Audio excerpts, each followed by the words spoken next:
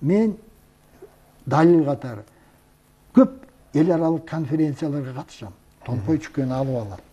Анан баягы танапис болгондо, мындай кенен сүйлөшүп калганда, муну эмне дейм? Япония, тиги түркүн элдерден. Сөк дейт булар. Орустар айтат, астрагал дейт. Астрагал, анан кийин ачык деп коет. А кыргызда томпой чүкөгө байланышкан мен билген 37 сөз бар. Мисалы, эчкинин чүкөсүн кыргыз эмне дейт? Чыйбыт дейт. Чыйбыт дейт. Аркар кулжаныкын эмне дейт? Энке дейт. Уйдукун томпой дейт. Туурабы? Эми чүкө сампай дейт. Чик түштү, бөк түштү, айкур, таа, оңко, чоңко. 6 сөз барбы? 6 сөз бар. Анан кийин илгери жанагы дөбө мүрзөлөр тагар маданиятына таандык биздин доордон 8 кыл мурда тешиги бар. Бу тешикти эмне үчүн жасады? Албетте тарыхчылар, орустар, Европа улутундагы тарыхчылар билбейт. Муну кыргыз билебиз биз. Себеби мен ошо доордо өсүп калдым, сиз деле өсүп калдыңыз. Чүкөнү тешип илип коет бешикке. Бешик илип коет. Анан оң колун бошотуп коет. Оң кол менен ойнойт. Оң кол менен ойнойт. Кыргыз тагар маданиятында ушунчу экен. Эмне үчүн ошентет? Мунун сырын эч ким билбейт. Кыргыздын турмушун билбеген адам айта албайт. Жоокерлер сол кол болбосун. Жаа тартканда катардагы бир сологой баарын бузат. Туура. Ошон үчүн оң кол болсун. Кылыч ташканда, найза сайышканда оң кол ыңгайлуу да, туурабы? Ошон үчүн сологой болбосун деп жоокерди кыргыз бешиктен даярдаган. Тарбиялаган.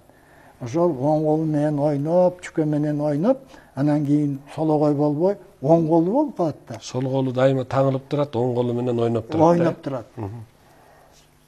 Көрдүңөрбү кандай чоң саясат бабаларыбыздан. Анан ошо чүкөлөрдө ошондой тешилген, анан темир куйган ичине. Муну кыргыздар сака дейт, туурабы? Коргошун куйган. Коргошун куйган. Эмне үчүн? Анткени өкчөгөндө дайымата айкур же таа турат. Ошон үчүн тапан дейт. Сөзгө жыгылбаган адамды тапан дейби? А бул сөз каяктан башталган? Чүкөдөн башталган. Кандай калчасаң, айкур же таа турат. Туурабы? Анан ордо оюна тиешелүү көп сүйлөмдөр бар. Мына кыргыз элинде мен билгенде чүкө менен томпойго байланышкан 25 улуттук оюн бар. 25. Эң улуусу ордо, упай. Дүйнөдө бир дагы эл ордону ойнобойт. Анан канталамай деген оюн бар. Ал жана упайда. Упайда ошо канталамай болот. Эгерде кан оңкосунан туруп калса, эреженин баары бузулат.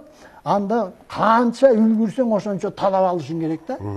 А бирок канталамай деген кыргыздын тарыхында мазмуну өтө терең. Канталамай деп эмне үчүн кыргыз айткан канталамай деп? Илгери мындай болгон. Канды шайлайт. Кан шайлаганда бүт кыргыз уруулары куттуктап келет, шайлайт. Анан кийин шайлагандан кийин кан тамак берет да. Рахмат айтат. Анан тамагын жейт. Инаугурация болот. Инаугурация болот. Анан кайта элине кетет ар бир уруун өкүлдөрү. Адайдан келет, Таластан келет, тиги мүмкүн ал убакта Алтайдан келет. Ой, кан. Мен элге барганда кандын кешиги деп бирдеке ала барбайымбы дейт. Ал убакта столовый кафе жок, туурабы? Жол азык кылып берет ал өзүнчө. А бирок кандын кешигин элиме жеткизбейинби деп баары уруулар ошентип айтат дагы. Анан кийин кан шайланган сиздин койлоруңуз мисалы 50 000 бир коктуга, жылкыларды бир кырга, ошо менен дүйнө мүлкүңүздүн баарын чогултуп туруп, уруулар бөлүп алат. Кан таламай деген сөз ушундан. Кандын мүлкүн кыргыз талап кетет. Эмне үчүн талап кетет?